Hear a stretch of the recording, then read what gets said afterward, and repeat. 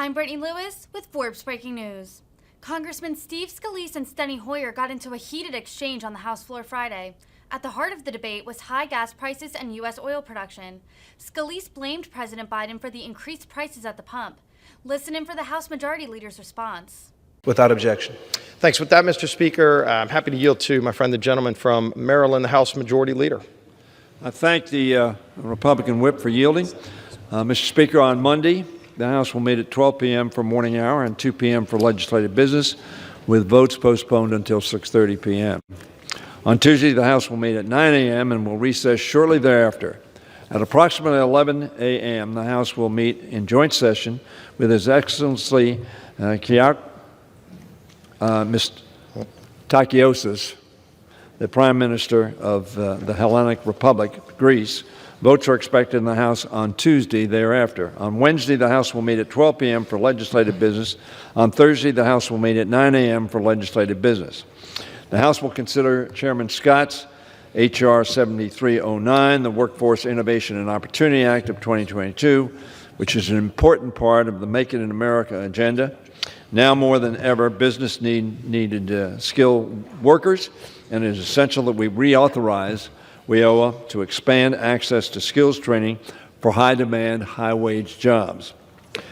Mr. Speaker, the House will also consider H.R. 7688, the Consumer Fuel Price Gouging Prevention Act, introduced by Representatives Kim Schreier and Katie Porter. This critical legislation seeks to give the Federal Trade Commission greater authority to rein in excessive gas prices. This bill would protect consumers against irresponsible actors in oil and gas who would artificially inflate prices for extra profit, and it will help Americans struggling with higher energy costs. Mr. Speaker, the House will also consider two bills under suspension of the rules in recognition of National Police Week. Mr. Speaker, 23,229 of our fellow citizens have lost their lives over the course of the existence of our country in law enforcement and doing their duties in protecting us and protecting our property. The first of those bills is H.R. 6943, the Public Safety Officer Support Act, bipartisan legislation that would expand eligibility for the Public Safety Officers Benefit Program to include stress and trauma-related injuries and death by suicide for law enforcement officers and their families. Tragically, Mr. Speaker, that happens too often as a result of the trauma and stress which our police officers around the country confront. The second bill is H.R. 2992, the TBI and PTSD Law Enforcement Training Act. Bipartisan legislation, Mr. Speaker, that would require the Department of Justice to develop crisis intervention training tools for law enforcement agencies so they can better equip officers to respond to individuals with traumatic brain injuries and post-traumatic stress disorder, some of the most dangerous confrontations that our officers have. The House will also consider, Mr. Speaker, H.R. 6531, the Targeting Resources to Communities in Need Act of 2022, sponsored by Jim Clyburn and Hal Rogers, the ranking member on the Appropriations Committee. Unfortunately, that failed on suspension, so it's coming back under rule. We will also consider S. 2938, legislation to designate the United States Courthouse and Federal Building located at 111 North Adams Street in Tallahassee, Florida, as the Joseph Woodrow Hatchett United States Courthouse and Federal Building, which was sponsored by Senator Mark Rubio, Republican member of the United States Senate. The House will consider other bills under suspension of the rules. The complete list of suspensions will be announced by the close of business today. In addition, Mr. Speaker, we obviously will be ready at any time that the Senate can pass assistance to the extraordinary, brave, and courageous Ukrainians who are confronting the Russian criminal invasion of their country, unprovoked, unwarranted, and unjustified. So that we will have that legislation as soon as it comes back here, considered hopefully on this floor so that we can get the some $40 billion in military and humanitarian assistance that is needed in Ukraine so critically. It is a sad thing that we passed this bill Tuesday night, and it's been sitting in the Senate with essentially now one senator, one Republican senator, Mr. Paul of Kentucky, holding it up. And I'm hopeful that the Senate can move it over to us quickly. And we passed it in overwhelming bipartisan fashion when it was here. So that is also a possibility, Mr. Speaker, to be on the floor next week. And I yield back to the distinguished whip. I thank the gentleman for yielding. And, as we look at some of the bills that will be brought up next week, in the price gouging bill, there are some number of concerns with the way it's not really defined in terms of what price gouging would even be. But as we know, the current state of our energy crisis is really because we, through the Biden administration, have shut down energy production in America. In fact, just the other day, President Biden, earlier this week, in the midst of dramatically high gas prices, President Biden announced that he's canceling massive oil and gas lease sales in the Gulf of Mexico, where there are rich reserves of American energy that could be produced, in Alaska, where there are rich reserves of American energy that could be produced. President Biden said no yet again, and this isn't the first time. In fact, since he became president on day one, Joe Biden started attacking American energy, killed not only the Keystone, but the ability to produce and make any new pipelines in America to move energy around our country so that we don't have to import it from countries like Russia, which President Biden made us dependent on Russian oil. In fact, was begging Putin to send us more oil while he's canceling the ability for us to produce our own energy. You've seen other steps that the president's taken all throughout his presidency to make it almost impossible to produce American energy, to move American energy, to export American energy. LNG permits that are sitting on the desk waiting to be signed for over a year, not a single new LNG export permit to help not just America lower our energy prices, but to help our friends around the world, especially in Europe, not need to get energy from bad actors like Putin. And as Putin is hopefully going to be pushed to the side in terms of energy that we get, the president continues to turn not to American energy, but to turn to other dictators, to go to Iran, to go to Venezuela, while shutting down American energy. And so we have a bill, and I brought this up to the majority leader a number of times, H.R. 6858, over 130 co-sponsors, a bill that would actually open up American energy so we can lower gas prices. We can actually do something about it, not try to point the finger and, blame this person. The president tried blaming Putin. Nobody in the country bought it because they knew gas prices were going up dramatically well before Putin invaded Ukraine. In fact, President Biden, by shutting down American energy, allowed Putin to make $700 million a day selling his oil to America and Europe, $700 million a day leading up to the war to help fund the war against Ukraine, because President Biden said no to American energy over and over again. This bill would actually fix that.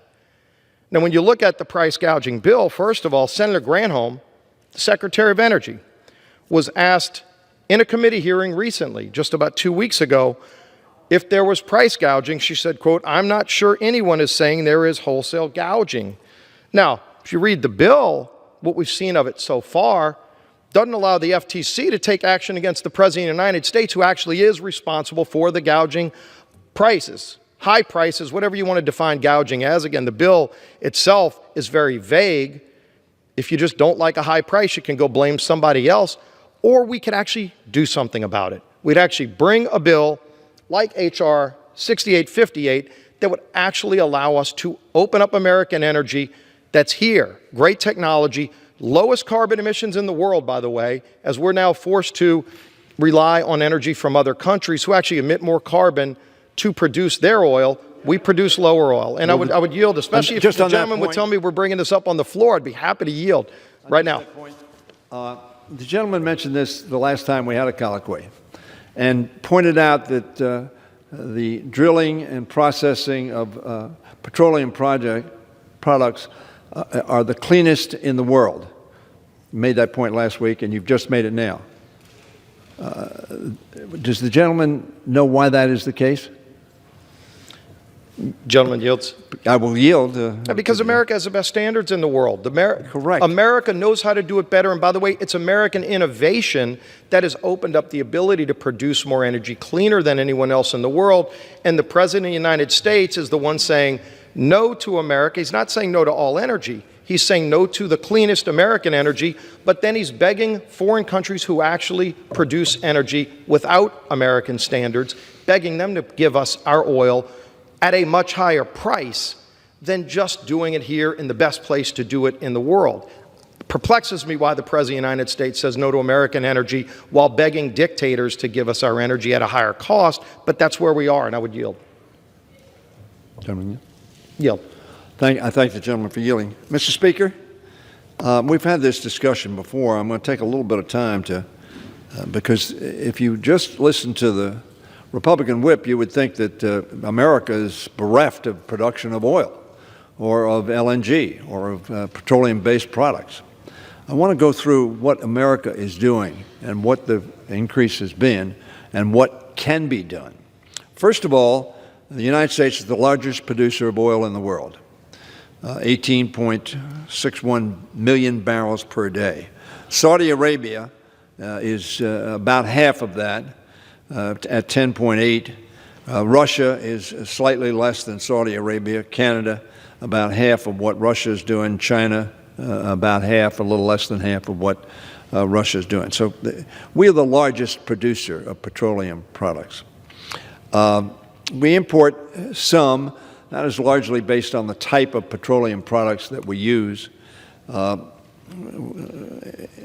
On crude oil, we're producing 11.6 million barrels in February 2022. The all-time high was 12.9, almost 13 million barrels. When Trump took office, we were producing 8.8 billion barrels in January 2017. In 2008, we were producing 5 million barrels. We've more than doubled that in a decade from that 5 billion. Oil production is up. Oil production is up more than 700,000 billion barrels from January to December 2021. It's up, very substantially up. Oil production projected to grow more than 1 million barrels this year alone. U.S. rig count, and this is important because this is the rigs that are in operation. U.S. rig count is at a current level of 705, up 7 from a week ago and up 257 from 1 year ago, 57% increase. So the presentation that somehow we're handcuffed in producing petroleum products is simply not true. In terms of natural gas, the United States is also the largest producer of natural gas in the world, at 3.109 billion cubic feet. Russia's second, Iran's third, China's fourth, and Qatar is fifth. In December of 2011, Mr. Speaker, the U.S. was producing 82.1 billion cubic feet of natural gas. That was in 2011. In December 2021, we are now producing 118 billion cubic feet, a 45% increase in 10 years. So again, to hear the whip talking about it, it would be as if we have somewhat constrained and not doing our job. Now, I happen to have an export company in my district. Calvert Cliffs is a nuclear facility, but right south of Calvert Cliffs is an export facility for LNG. Cove Point, Maryland, in October 2021, 66% of the deliveries went to Asia, 34% went to Europe. In February and March of this year, it's now 80% to Europe and 20% to Asia. Why is that? So that we can meet the cutoff that is either happened because Russia did it, or it's happened because the Europeans have stopped buying, in some respects, Russian product. In any event, at the end of 2021, the U.S. had a peak export capacity of 11.6 billion cubic feet per day. By the end of 2022, that figure is expected to increase by 20%. This is not a country that is locking down the production of oil. In addition, let me point out that there are, I want to get the right figure, oil and gas companies already have 26 million acres of public lands to drill on and over 11 million acres of federal waters that are currently at their disposal. 37 million acres in total. Nothing is stopping these companies from drilling there if they choose to do so. The industry, Mr. Speaker, holds 9,000 unused, approved permits right now. 9,000 approved permits to drill, which they're not using. Last fall, the Biden administration put 80 million acres in the Gulf of Mexico for auction. Unfortunately, the court overturned that, but and there has not been pursuit of that, as the whip will point out, since that time. But the point is that the response to that offer got a 2% response for 1.7 million acres out of 80 million acres that was offered. Now, the reason I took some time to go through these figures, nobody ought to be confused by the fact that what we're experiencing is a cause of the President's proper view on we need to move to alternative fuels, proper view that we need to, as the whip has pointed out, have safe production, safe processing, energy efficient, but also environmentally sensitive production of our oil products, all of which we're doing. And I want to make it very clear that my personal view is we need to make sure that Europe has product, period, for national security reasons, as well as the whip points out, Mr. Speaker, for environmental reasons. But there ought to be no confusion that oil production in this country is doing very, very well. Now, why do some companies say they're not producing a lot? Because they're making a lot of money, a lot of profits, and buying back stock. That enhances the value of that stock, enhances the value of the company, and enhances the value of being a CEO. I don't criticize them for that, but very frankly, we're at war.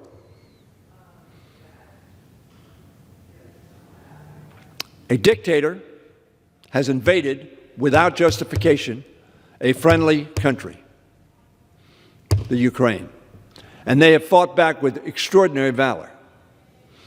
And what we really ought to do is to talk together about how we can make sure that, A, we bring gas prices down. Now, whether the FTC decides, as the gentleman's pointed out, Mr. Speaker, that whether or not there is gouging, if they don't decide that, then as Secretary Granholm observed, they're not sure. That so be it. But if they are gouging, if they are incorrectly charging consumers a higher price just because they can, then we ought to know about that. And that's what this bill that's going to be discussed next week. But there ought to be no confusion. We are producing a lot of oil. We're producing a lot of LNG. And we are trying to provide for our own needs and the needs of those who are confronting tyranny in Europe and are confronting shortages in Europe, which is driving up prices.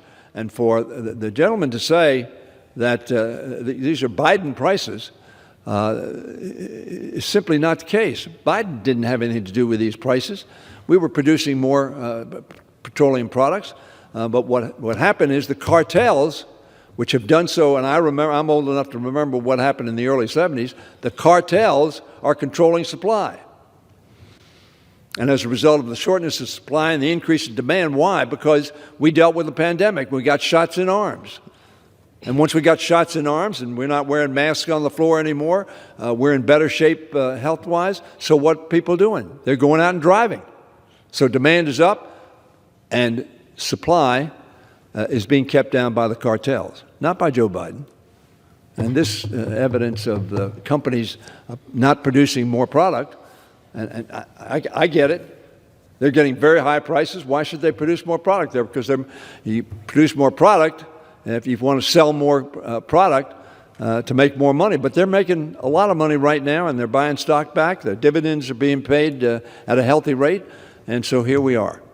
So I tell the gentleman, Mr. Speaker, that we are going to deal with both the supply side, which is important, but I also want to make sure that we aren't gouging consumers in the process. I yield. Thank the gentleman. To say that Joe Biden is not the reason that supply is limited, it just doesn't match with the facts. Again, just 2 days ago, Joe Biden, not Putin, not the big oil companies, Joe Biden canceled oil and lease sales in the Gulf of Mexico. Joe Biden canceled lease sales in Alaska. Joe Biden as a candidate. This isn't just some new development for Joe Biden. Joe Biden is a candidate for President of the United States said, and I quote, "No more drilling, including offshore. No ability for the oil industry to continue to drill, period, ends." That was Joe Biden as a candidate, and he didn't stop there. When he became president, day one, he started an attack on American energy. It's crystal clear why. Now, glad the gentleman is bragging about high production levels, but let's not think for a minute that Joe Biden's the reason that we have production today, because if you understand the oil and gas industry, I was just on a rig in the deep waters of the Gulf of Mexico 2 weeks ago, one of the largest producing rigs in the Gulf. Do you know that rig got its first lease in 2002, and it took about 10 years to get the first oil? Now, they put private money, all private money, over $10 billion of private money into developing those leases, and there were many leases and permits along the way to finally get to the point where they could actually bring oil out of the ground, making money to pay back the $10+ billion, but to ultimately get to a point where they could produce over 130,000 barrels today. If Joe Biden wants to try to dare take credit for that 130,000 barrels today, he needs to go check the record at how long it took to get that oil from lease, permits, out of the ground to ultimately getting it into world markets, not American markets. Oil companies don't set the price of oil, it's world markets. But that oil ultimately depletes, which is why the oil companies are always looking for new opportunities. Gentleman talks, as the White House has talked about, thousands of permits that are out there. Sounds really good. Understandably, I think people recognize it's a misleading number because many of those permits are for wells that were tried where there's no oil. Not everywhere is oil. And so you buy leases to go explore. It's called exploration for a reason. If it was known reserves, if you go drill right under a gas tank, you'll find oil. But if you want to find oil out amongst the natural resources that leases are issued for, you do test wells, you do seismic engineering. By the way, that takes years to ultimately go through the process of permitting. Since Joe Biden's been president, they've not issued new leases for seismic. So you might have a 3-mile by 3-mile lease in the Gulf of Mexico that you paid millions of dollars to the federal government 4 years ago, and you're continuing to try to explore that 3 miles by 3 miles that the federal government was happy to take the money for, but you can't even get a permit from the federal government today to explore that lease. To exercise other permits, you had to get permits for the pipelines. Not a single new pipeline permit has been issued. So even if you get it out of the ground, the Biden administration doesn't want you to have the ability to move it through to refineries, to world markets. So what you see is a recognition by the rest of the world that America's taken itself off the shelf in terms of the ability to produce energy. Again, Joe Biden is the one who canceled all these sales. Joe Biden is the one as a candidate who said there will be no drilling. And so cartels love this policy because they know now they control the supply. America is producing oil today based on permits and actions that were taken years ago. But what we're seeing today is an inability to continue developing those leases, which means ultimately they will dry up as all of those leases due, but that's why you're always exploring for the next round of fines. Those next rounds of fines aren't being explored for in America. They are being explored for in other countries, but it's countries that are cartels, countries that are monopolies, so they can control the price. Interesting, the gentleman brought up the last time we saw these kind of prices was in the 70s under a similar Democrat president who had the same kind of attitude towards American energy, and so it made our country dependent on foreign energy. It created lines at the pump where people had to wait days to get gasoline. When you saw President Trump opening up American energy and allowing a free market to produce energy, we don't put those constraints in place when we're operating under a free market, so the cartels have no leverage. Putin has no leverage. The only reason he has leverage is if you have a president like Joe Biden who says we're not going to produce in America. He said it. He took the actions to follow up on it, including just a few days ago. Amidst high gas prices, he actually took more American energy off the market, giving the cartels more monopoly power to raise prices. So I wish we would address that. We have a bill to address that and reverse those bad policies. Unfortunately, I haven't heard the gentleman commit to bring those to the floor yet, but I would yield back. I thank the gentleman for yielding. Mr. Speaker, it is unfortunate that at a time of war that we spend all the time blaming our own president. It is unfortunate that when the Europeans put themselves over the objections of numerous administrations in a place where they had dependence on Russia. Russia has no leverage over us. We don't need Russia for energy. As a matter of fact, we voted overwhelmingly to stop buying any petroleum products from Russia, which I supported strongly. And on this side of the aisle and that side of the aisle, we supported that strongly. The fact of the matter is the gentleman refuses to recognize 80 million acres. Now, it was overturned by the courts later. 80 million acres. He says all these people want to produce and they want to look to new places and they want to find oil someplace. 2% response. 1.7 million acres out of 80 million acres were bid on. That doesn't sound to me like a stampede to find. But let me tell you what he doesn't tell the American people, Mr. Speaker, when he's making that presentation. And you would think that the Biden administration has clamped things down. They are. The Biden administration approved more drilling permits in 2021 than the Trump administration approved in the first 3 years they were in office. Let me say that again. The Biden administration approved more permits in the first year of their term than the Trump administration did in the first 3 years of their term.